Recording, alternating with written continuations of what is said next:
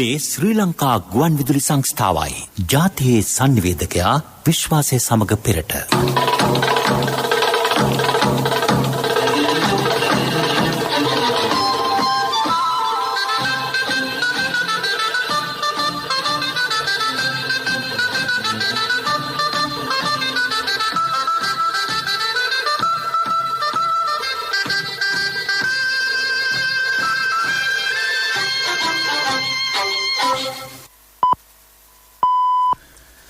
වේලාව සවස 6යි.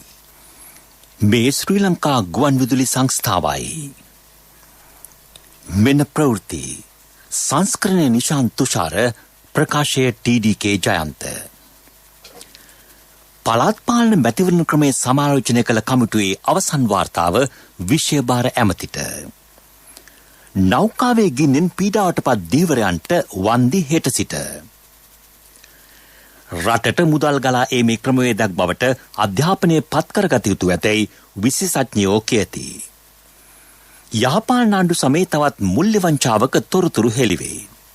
දින 10කදී ගුරුවරුන් එන්නත් කිරීමේ පළමු අදියර අවසන්. වයඹ වෛද්‍ය පීඨය හා මහාචාර්ය ඒකකය ස්ථාපිත කර ඇත්තේ ඊට සුදුසු රෝහලක නොවන බව රජයේ වෛද්‍ය නිලධාරීන්ගේ සංගමය පෙන්වා දෙයි. මූල්‍ය අර්බුදය හමුවේ උද ලක්සල මෙහෙයුම් කටයුතු ප්‍රවර්ධනයට සාධනීය පියවර රැසක්. දකුණු අප්‍රිකාවේ ගැටුම් වලින් 30ක් මරුට.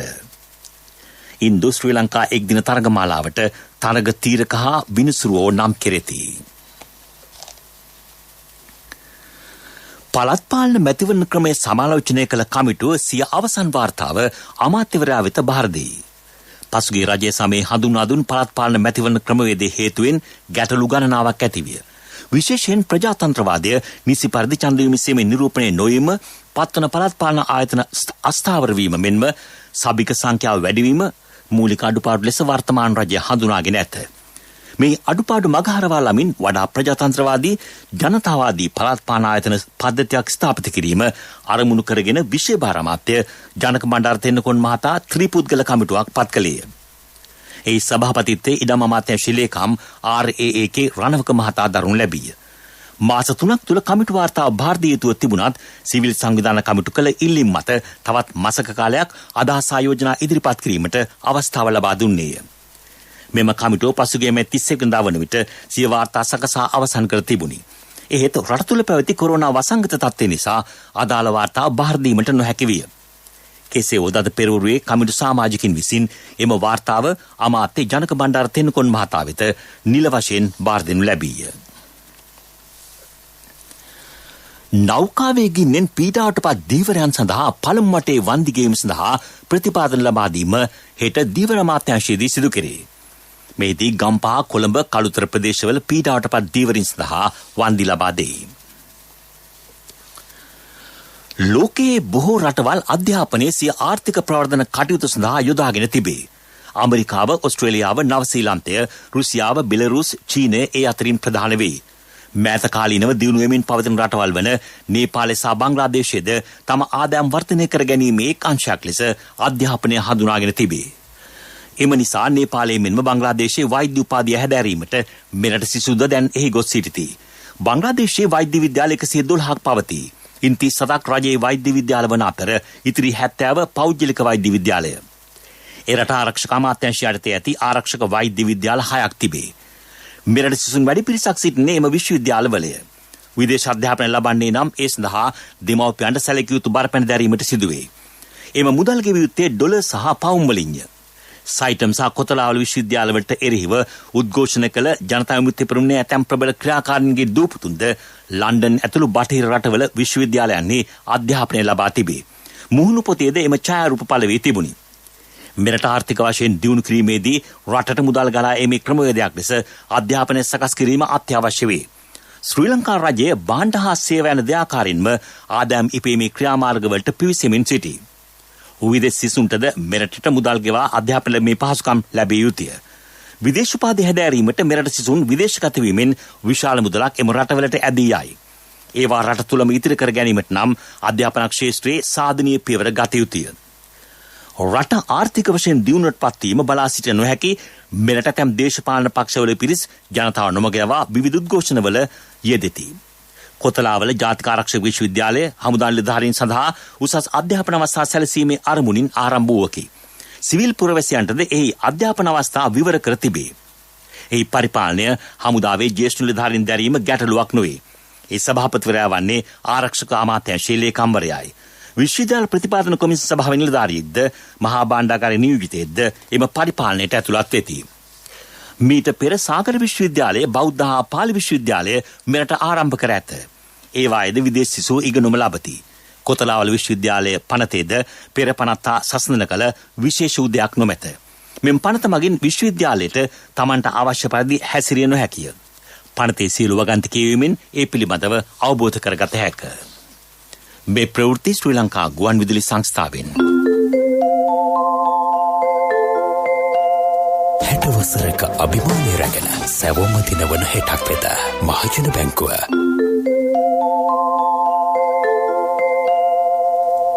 ගුරුවරුන්ට එන්නත් ලබා දීමේ වැඩපිළිවෙල දීපම් ව්‍යාප්තව සාර්ථකව සිදුවන බව අමාත්‍ය මහාචාර්ය ජී.එල්. පීරිස් මහතා පවසයි. කොළඹ අද පැවති මාධ්‍ය හමුවකදී ඔහු ප්‍රකාශ කළේ ඊයේ දහවල් 12 වන විට බසහර පළාත තුළ එන්නත් කරණේ 86% සම්පූර්ණ කර ඇති බවයි. කොළඹ දිස්ත්‍රික්කයේ 97%ක්ද, ගම්පහ දිස්ත්‍රික්කයේ 81%ක්ද, කළුතර දිස්ත්‍රික්කයේ 82%ක්ද එන්නත් ලබාගෙන ඇත. ඌව පළාතේ 60%ක්ද, උතුරු පළාතේ 48%ක්ද, නැගෙනහිර පළාතේ 17%ක්ද වශයෙන් එන්නත් කරණේ සිදුව ඇත. දින 10ක් ඇතුළත දිවෙන පුරා ගුරුවරුන් එන්නත් කරන පළමු වැඩසටහන සම්පූර්ණ කිරීමට බලාපොරොත්තු වන බවද අමාත්‍යවරයා කීවේය. අපි බලාපොරොත්තු වෙනවා දින 10ක් ඇතුළත මුළු රටේම ගුරුවරුන් එන්නත් කරන වැඩපිළිවෙල අවසන් කරන්නට. ඒතර මේ දෙන්නේ සයින් ඔෆ් මාත්‍රා තව සති 4කින් දෙවන මාත්‍රාව දෙන්න පුළුවන්. ඒ අවශ්‍ය මාත්‍රා රජය සතු කරනවා. ඒතර අගෝස්තු මාසයේ මුල වෙනකොට එන්නත් කරන වැඩපිළිවෙල සම්පූර්ණ කළ විගස අපිට පුළුවන් වෙනවා අපේ රටේ පාසල් සැලසුම් සහගත පියවරෙන් පියවර සෞඛ්‍ය නිර්දේශවලට අනුගත වෙමින් ආරම්භ කිරීමට ප්‍රමුඛතා අනුව අපි මේ වැඩපිළිවෙල කරනවා. ගුරුවරුන්ගේ එන්නත් කරන්නේ අවසන් වූ විගස තව මාසයක් ඇතුළත ඒ සම්පූර්ණ වැඩපිළිවෙල අවසන් වෙනවා. පසුගිය යහපාලන සමයේදී නාගරික සංවර්ධන අධිකාරියේ සභාපතිවරයෙකු සහ අධ්‍යක්ෂ ජනරාල්වරයා ලෙස ක්‍රියා කළ අයෙකු දැවැන්ත මුල්‍ය වංචාවක් සිදු කර ඇතැයි හඳුනාගෙන තිබේ. ඒ සම්බන්ධයෙන් අපරාධ පරීක්ෂණ දෙපාර්තමේන්තුව නඩු පැවරීමට සූදානම් වෙයි. ඊට දාල සමීක්ෂණ වාර්තාව දැන් නීතිපති රැවත යවා තිබේ. නාගරික සංවර්ධන අධිකාරියට ඇත් කොළඹ කොටුවේ ඩී.ආර්. විජේවර්ධන මාවතේ පිහිටි අක්කර 2ක පමණ ඉඩම කුලී රථකලක් පවත්වාගෙන යාමට මෙම නිලධාරීන්ගේ හිතවතුන්ට ලබා දී තිබේ. මේ නිසා රජයට සිදු වූ පාඩුව රුපියල් කෝටි 50කට වැඩිය. ඒ දීර්ඝකාලීන බද්දක් ලෙස ලබා දී තිබේ. ඊට දාලව නාගරික සංවර්ධන අධිකාරියේ වත්මන් නිලධාරීන් රහස් පොලිසියට කළ පැමිණිල්ලක් අනුව පරීක්ෂණ ආරම්භුණි. කුලියාපිටිය ශික්ෂණ රෝහලේ ස්ථාපිත කර ඇති මහාචාර්ය ඒකකය හා වෛද්‍ය පීඨය කුරුණෑගල රෝහල වෙත ගෙන යාමට එරෙහිව සමගි ජන බලවේගයේ ක්‍රියාකාරීහු ඉක්ුත් දිනවල උද්ඝෝෂණයක යෙදුණහ. ඔවුන් පෙන්වා දුන්නේ දේශපාලන අවශ්‍යතා මත වත්මන් රජය මෙම ක්‍රියාමාර්ගය ගෙන ඇති බවයි. කෙසේවත් යහපාලන ආණ්ඩු සමයේ දේශපාලන හිතවත්කම් මත වයඹ වෛද්‍ය පීඨය හා මහාචාර්ය ඒකකය කුලියාපිටිය රෝහලට ලබා දීමට ක්‍රියා කළත් මහාචාර්ය ඒකක ස්ථාපිත කිරීමට සුදුසුම රෝහල වන්නේ කුරුණෑගල පළාත් රෝහල බව රජයේ වෛද්‍ය නිලධාරීන්ගේ සංගමය පෙන්වා දෙයි. වෛද්‍යවරුන්ට සායනික පුහුණුව ලබා දිය යුත්තේ වෛද්‍ය සභාව අනුමත කරන අවශ්‍ය පහසුකම් ඇති රෝහලක් මගිනි. ඊට සුදුසු වන්නේ කුරුණෑගල පළාත් රෝහලයි. එය මෙරට 3 විශාලතම රෝහල දෙවේ. මහාචාර්ය ඒකකයක් පිහිටුවීමේදී රෝහලක තිබිය යුතු විශේෂිත ඒකක හා උපවිශේෂිත ඒකක සෞඛ්‍ය අමාත්‍යාංශය වර්ගීකරණය කර ඇත. කුලියාපිටිය රෝහලේ මෙම විශේෂිත ඒකක බොහොමයක් නොමැත. දේශපාලනඥයන් වෛද්‍ය පුහුණුව ලබා දීමට අවශ්‍ය ස්ථාන වෙන් කිරීම පිළිබඳවද රජයේ වෛද්‍ය නිලධාරීන්ගේ සංගමය මූල සිටම විරුද්ධ වූ බව අවධාරණය කෙරේ. මෙවැනි අත්නොමතික තීරණ හේතුවෙන් වෛද්‍ය සායනික පුහුණුවේ ප්‍රමිතිය පහත වැටුණු නැති බව එම සංගමය පෙන්වා දෙයි. එම නිසා කුලියාපිටිය රෝහලේ ඇති මහාචාර්ය ඒකකය වහාම කුරුණෑගල පළාත් රෝහලට ලබා දිය යුතුයයි එම සංගමය කියා සිටී. මුල්‍ය අර්බුදය හමුවේ උද මෙහෙයුම් කටයුතු ප්‍රවර්ධනය සඳහා ලක්සල නව කළමනාකාරීත්වයේ සාධනීය පියවර රැසක් ගෙන තිබේ. ඇමරිකා එක්සත් ජනපදයේ යුරෝපයේ ඔස්ට්‍රේලියාව සහ මැද පෙරදිග කලාප වෙත දේශීය හස්තකර්මාන්ත නිර්මාණ ලක්සල සන්නාමය යටතේ යොමු කිරීමෙන් අපනයන ආදායම් වැඩි කර ගැනීම අරමුණයි. මාර්ගගත ක්‍රමවේදය ඔස්සේ වෙබ් අඩවි මගින් හා විද්‍යුත් වාණිජ්‍ය ක්‍රමවේද මගින් ලක්සල අලවිය ප්‍රවර්ධනය කෙරේ. සුවිශේෂී සමාජිකයන්ගෙන් යුත් හඳුනාගත් වෘත්තීයවේදී කණ්ඩායම් වෙත විශේෂ වට්ටම් මගින් අලවිය ප්‍රවර්ධන වැඩසටහන් ක්‍රියාත්මක කෙරේ. ජාත්‍යන්තර ආයතන සමග සම්බන්ධීකරණය මගින් ඍජු අපනයන ඇණුම් ලබා ගනී. දේශීය පාරිභෝගිකයන් ඉලක්ක කර ගනිමින් ඔවුන්ගේ රුචිකත්වය සහ අවශ්‍යතා මත නව ග්‍රහස්ත පරිභෝජන භාණ්ඩ පෙළක් ලක්සල ප්‍රදර්ශනාගාර සඳහා හඳුන්වා දීමට සූදානම්ය.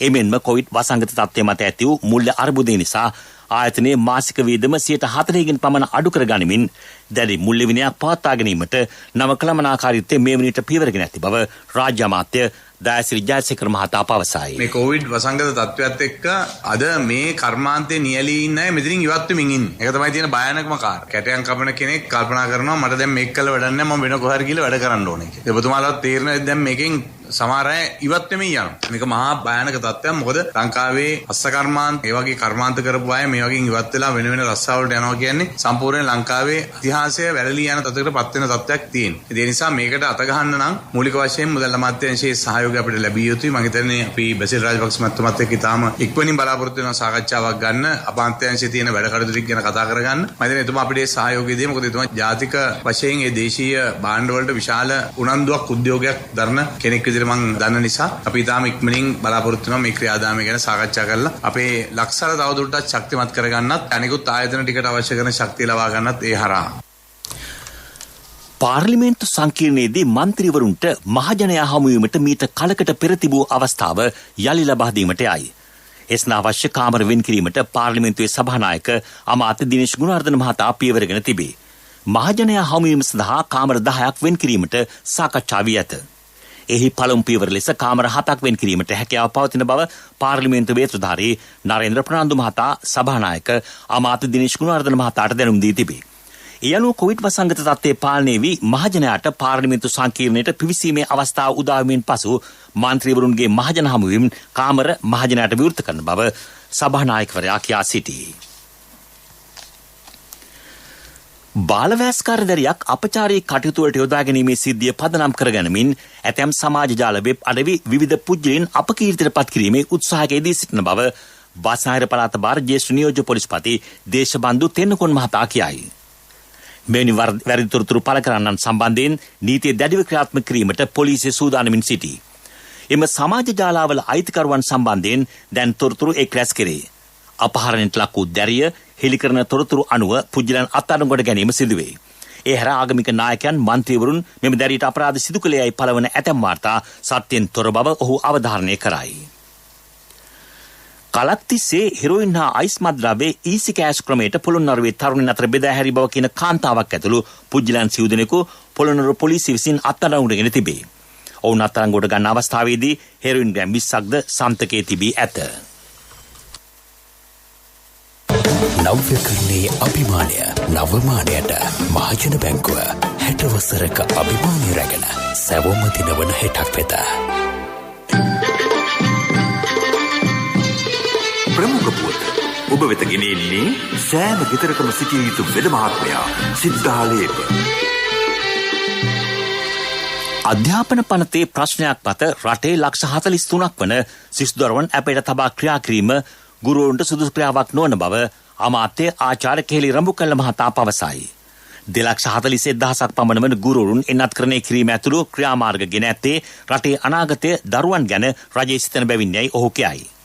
පාසල් දරුවන්ගේ විභාග ගැන අධ්‍යාපන ඇමතිවරයා සහ අධ්‍යාපන ලේකම්වරයා පූර්ණ අවධානය යොමු කර ක්‍රියා කර ඇතැයිද අමාත්‍යවරයා අද කොළඹදී පැවසීය. ප්‍රමුඛ පුවත ඔබ වෙත ගෙන ආවේ සෑම ගෙදරකම සිටිය යුතු වෙද මහත්මයා සිද්ධාලේප. සත්‍ය හඬ අවධානය පිණිසයි. ගාල්ල දිස්ත්‍රික්කයේ ඉහළ ප්‍රමිතියක් පෙන්වන කුරුඳු වගාව ඉදිරියට ගෙන යාමට පුහුණු කුරුඳු තලන්නන් හිඟකම දැඩි බලපෑමක් වී ඇතැයි කුරුඳු ව්‍යාපාරිකයෝ පවසති. කුරුඳු තැලීම නිසි පරිදි පුහුණුවකින් සිදු කළ යුතුය. එසේ නොවුනහොත් කුරුඳු අපත යාමක් සිදුවේ. එමෙන්ම කුරුඳු පැල තැලීමෙන් පසු නිවැරදි ප්‍රමිති රැසිරීමද සිදු නොවුනහොත් වෙළඳපොලේ ඒවා ප්‍රතික්ෂේප වෙයි. මේ තත්ත්වය මත කුරුඳු තැලීමට යොමු ඇති තරුණ ප්‍රජාවට විධිමත් වෘත්තීය පුහුණුවක් ලබා දෙන්නයි ඔවුහු ඉල්ලා සිටිති. වැවිලි කර්මාන්ත අමාත්‍යතුමනි මේ ඔබේ අවධානයටයි. විදෙස් පුවත්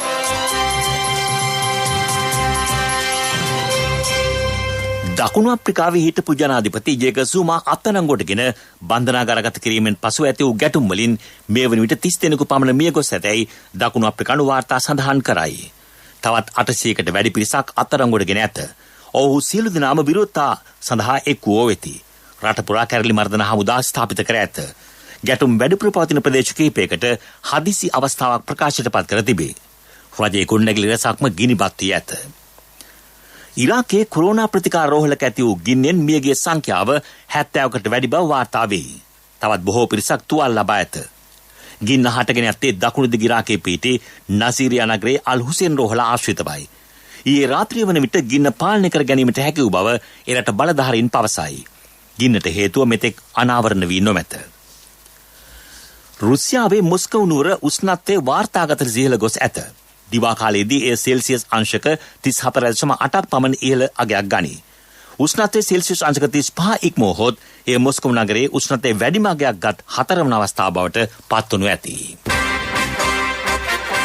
පෙරසර සංවර්ධනයක පුවත් සම්පින්ඩනය සංවර්ධන පුවත් ඔබ වෙත ගෙනෙන්නේ නවීන තාක්ෂණයේ බලමහිමය මෙල්වා QST අපේ රටේ අපේම දෙයක්. සෞභාග්‍ය නිෂ්පාදන ගම්මාන ව්‍යාපෘති යටතේ දෙවිනුවර උතුරු ප්‍රදේශයේ මත්ස්‍ය නිෂ්පාදන ප්‍රවර්ධනය කෙරේ. පවුල් 200කට එමගින් ඍජු ආදායම් හිමි වේ. සමුද්‍ර රාජ්‍ය අමාත්‍යාංශ යටතේ ඊට රුපියල් 14,00,000ක් ලබා දී ඇතැයි රාජ්‍ය අමාත්‍ය කංචන විජේසේකර මහතා පවසයි. පෙරසර සංවර්ධනයක පුවත් සම්පින්ඩනය සංවර්ධන පුවත් ඔබ වෙත ගෙන ආවේ මහත්තයා ගේ හදනවනේ. ඔව් මුදලාලි මම මේ ආවෙත් හොඳ කම්බි ටිකක් ගන්න කියලා. මම දෙන්නම් මහත්තයාට ඉස්තරම්ම කම්බි ජාතිය. මට ඕන මුදලාලි මෙල්වා කම්බි. මෙල්වම තමයි මහත්තයා මේ අලුත්ම මෙල්වා QST කම්බි. ලෝකේ දියුණු රටවල් ඔක්කොම පාවිච්චි කරන්නේ QST කම්බි. මට මුදලාලි මිලිමීටර් 16 කම්බි වලින් දෙන්නකෝ. බය වෙන්න එපා මහත්තයා. මිලිමීටර් 10 ඉඳලා 32 වෙනකල්ම SLS සහතිකෙත් තියෙනවා. අනික ඕන හાર્ඩ්වෙයාර් එකකින් ගන්නත් පුළුවන්. නවීන තාක්ෂණයේ බලමහිමය මෙල්වා QST අපේ රටේ අපේම දෙයක්. ක්‍රීඩා පුවත් ඉන්දු ශ්‍රී ලංකා එක්දින හා ඕවර් 20 තරගාවලියට තරග තීරක සහ තරග විනිසුරුවරුන් නම් කර තිබේ. තරග තීරක වන්නේ රංජන් මඩුකල්ල මහතාය. විනිසුරුවරුන් වශයෙන් කුමාර් ධර්මසේන, රුචිර පල්ලේගුරු, රවීන්ද්‍ර විමලසිරි, ලින්ඩන් හැනිබල්, ප්‍රගීත් රම්බුකර යන මහතුරු පත් කර ඇත. ලෝකයේ ඕවර් 20 තරගවලදී වැඩිම ලකුණු සංඛ්‍යාවක් වාර්තා කළ ක්‍රීඩකයා බවට ක්‍රිස් ගේල් පත් වේ. මේ දක්වා ඕවර් 20 ලකුණු 14,038ක් ඔහු රැස් කර තිබේ. ඊට ශතක 22ක් ඇතුළත්ය. දෙවනි ස්ථානයේ බටහිර ඉන්දිය කොදවිපිලේ කිරන් පොලාට් හට හිමිව තිබේ. ඔහු ලබා ඇති ලකුණු සංඛ්‍යාව 10,836කි. තුන්වෙනි ස්ථානයේ පාකිස්තානයේ ජොයිබ් මලික්ද, සිව්වෙනි ස්ථානයේ ඕස්ට්‍රේලියාවේ ඩේවිඩ් වෝනටද හිමිව තිබේ. ඉන්දියාවේ චිරාත් කෝලි පස්වෙනි ස්ථානයට පත් වී ඇත. ව්‍යාපාරික පුවත් ඔබ වෙත ගෙන එන්නේ ජාතික ඉතිරි කිරීමේ බැංකුවෙන් ඔබ වෙත ගෙන එන සියල් සපිරි ඇප් එක NSB Pay. සියට් කැලණි හෝල්ඩිං සමාගම රේඩියල් ටයි නිෂ්පාදනය ප්‍රවර්ධනය කිරීමේ 2021 වැඩසටහනේ දෙවන අදියර යටතේ නිෂ්පාදනය 84,000කින් වැඩි කරයි. මෙම පුළුල් කිරීමත් සමගම සමාගමේ රේඩියල් ටයි නිෂ්පාදනය ලක්ෂ 6 දක්වා ඉහළ යනු ඇත. ඒ වර්තමානයේ සමාගම නිෂ්පාදනය කරන ප්‍රමාණයට සාපේක්ෂව 116ක වර්ධනයකි. ව්‍යාපාරික පුවත් ඔබ වෙත ගෙන ආවේ ඔබේ සියලුම බැංකු කටයුතු වඩාත් සුරක්ෂිතව පහසුවෙන් කරගන්න ජාතික ඉතිරි කිරීමේ බැංකුවෙන් ඔබ වෙත ගෙන එන සියල් සපිරි ඇප් එක NSB Pay. මුදල් හුවමාරු, බිල්පත් ගෙවීම්, ප්‍රීලෝඩ්, ක්‍රෙඩිට් කාඩ් ගෙවීම්, ලංකා QR ආදී සේවාවන් රැසක් සමගින් බැංකු ගිණුම් කිහිපයක් සමග එකවර ලියාපදිංචි වීමේ පහසුකම. ඔබ කොතැනක සිටියත් ඔබේ බැංකු කටයුතු එසැනින් කරගන්න ඩිජිටල් විසඳුම Play Store හෝ App Store හරහා දැන් නොමිලේම ඩවුන්ලෝඩ් කරගන්න. NSB Pay. වැඩි විස්තර ළඟම පිහිටි ශාඛාවෙන් හෝ 0112 379 379 අමතන්න. කොන්දේසි සහිතයි. ආර්ථික පුවත් ආවරණය යුතුයකම් වගකීම් එක්ක සල්ලි ඉතුරු කරන්න ලේසි නෑ. ඔබේ ස්ථාවර තැන්පතට ආකර්ෂණීය පොලියක් හා ආරක්ෂාවක් දෙන්න අපි පොරොන්දු වෙන්නේ ඒකයි. LOLC Finance ස්ථාවර තැන්පතු ඉතිරිය උතුරන්න. 2001 දෙසැම්බර් 13 වෙනි දින නීතිගත කරන ලද LOLC Finance PLC ICRA Lanka limited වෙතින් SLA ස්ථාවර ශ්‍රේණිය ලබා ඇත. 2011 අංක 42 දරන මුදල් ව්‍යාපාර පනත යටතේ ශ්‍රී ලංකා මහ බැංකුවේ මුදල් මණ්ඩලය වෙතින් බලපත්‍රලාභී මුදල් සමාගමකි.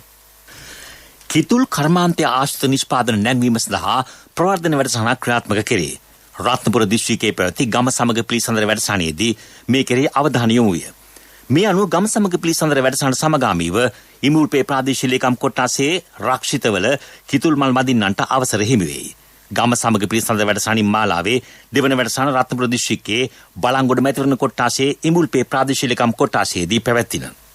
මෙහිදී පැමිණි සිටි ප්‍රදේශයේ කිතුල් කර්මාන්තයේ නියැලි පිරිස් තම දුෂ්කරතා ජනාධිපතිතුමා වෙත ඉදිරිපත් කළහ. ඒ අනුව ජනාධිපතිතුමා නිලධාරීන්ට උපදෙස් ලබා දුන්නේය. මගේ මහත්තයා දාපු මේ රත්තරන් මුද්ද තමයි මගේ ජීවිතේ. LOLC එකට ඔයාලගේ රත්තරන් පණ වගේ. ඔයාලගේ රන් බහන්න අපි ළඟ තියනකල් ඔයාලට ජීවිත රක්ෂණයකුත් දෙන්නේ අපි විතරයි. වෙලාවට ගෙවා ගන්න බැරි වුණොත් ඔයාලගේ රත්තරන් කොහොම හරි ඔයාලටම දෙන එකයි අපේ ප්‍රතිපත්තිය. ගෙවා ගන්න අමාරුනොත් අපි කතා කරලා විසඳුමකුත් දෙනවා. මුද්දට මං හිතපු නැති ගාණක් හම්බුණා. ආපු ගමන් වැඩෙත් උනා. වටිනා තෑග්ගකුත් හම්බුණා. LOLC එක කරන ගනුදෙනුවක් රත්තරන් වටින ගනුදෙනුවක් කියන්නේ ඒකනේ. LOLC ෆයිනෑන්ස් රන් සවි රන් අය සේවාව. රත්තරන්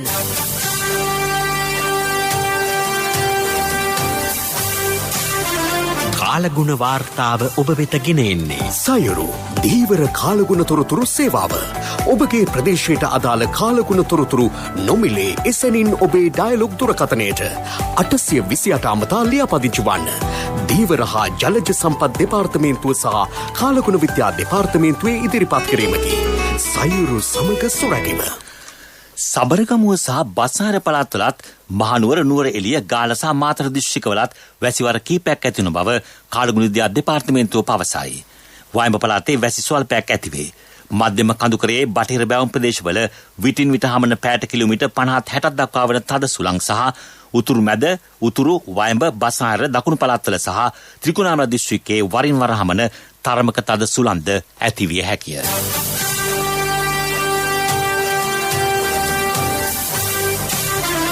කාලගුණ වාර්තාව ඔබ වෙත ගෙන ආවේ සයුරු දීවර කාලගුණ තොරතුරු සේවාව.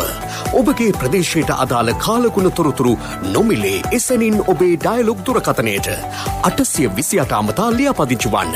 දීවර හා ජලජ සම්පත් දෙපාර්තමේන්තුව සහ කාලගුණ විද්‍යා දෙපාර්තමේන්තුවේ ඉදිරිපත් කිරීමකි. සයුරු සමග සුරැකීම. යලි සිරස්තල පළාත් පාලන මැතිවරණ ක්‍රමයේ සමාලෝචනය කළ කමිටුවේ අවසන් වාර්තාව විෂය භාර ඇමතිට. නෞකාවේ ගින් පීඩාවට පත් ධීවරයන්ට වන්දි හෙට සිට. රටට මුදල් ගලා ඒමේ ක්‍රමවේදයක් බවට අධ්‍යාපනය පත් කරගත යුතු ඇතැයි විශේෂඥයෝ කියති. යාපාන ආණ්ඩු සමේ තවත් මුල්‍ය වංචාවක තොරතුරු හෙළිවේ. දින 10කදී ගුරුවරුන් එන්නත් කිරීමේ පළමු අදියර අවසන්. වයඹ වෛද්‍ය පීඨය හා මහාචාර්ය ඒකකයේ ස්ථාපිත කර ඇත්තේ ඊට සුදුසු රෝහලක නොවන බව රජයේ වෛද්‍ය නිලධාරීන්ගේ සංගමය පෙන්වා දෙයි. මූල්‍ය අර්බුදය හමුවේ උද ලක්සල මෙහෙයුම් කටයුතු ප්‍රවර්ධනයට සාධනීය පියවර රැසක්. දකුණු අප්‍රිකාවේ ගැටුම් වලින් 30ක් මරුට. ඉන්දු ශ්‍රී ලංකා එක්දින තරගමාලාවට තරග තීරක හා විනිසුරුවෝ නම් කෙරෙති. අපගේ මෙම ප්‍රවෘත්ති ප්‍රකාශයට www.slbc.lk වෙබ් අඩවිය ඔස්සේද ඔබට සාන්දිය හැකියි. අපගේ මීළඟ ප්‍රවෘත්ති ප්‍රකාශය රාත්‍රී 9ට ප්‍රවෘත්තිමින් සමත්යි.